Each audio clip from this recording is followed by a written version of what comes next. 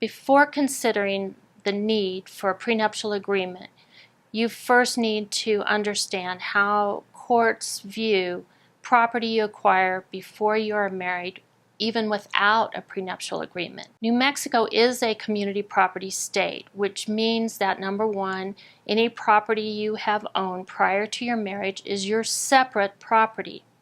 This means that in a divorce, you will be allowed to keep everything you own prior to marriage, and the court will not require you to divide this property with your spouse at the time of the divorce. Number two, any property you acquire after the wedding day is considered joint or community property, and upon divorce, the court will require you to divide this property 50-50 with your spouse. And number three, you also may keep any property as your separate property if you inherited that property or if you received that property as a gift, even if you received that property after the date of the marriage.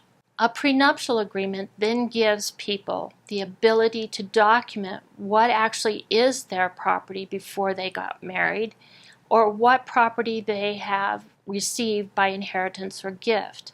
It also documents their fiancé's agreement that this separate property will never be divided between them as joint property. A prenuptial agreement becomes most important where one or both of the spouses own a large inheritance or a large separate property estate prior to the marriage, or they have children from a prior marriage or relationship, and they may want to keep certain separate property solely for the benefit of those children.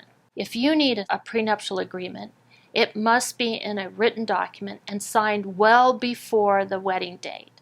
The lawyers at Little Gilman-Tepper and Batley like to draft those prenuptial agreements at least 6 weeks prior to the wedding date. The important things to remember about prenuptial agreements are they need to be in writing, they need to be completed in plenty of time before the wedding, there needs to be complete information exchanged, and each spouse should be represented by a lawyer.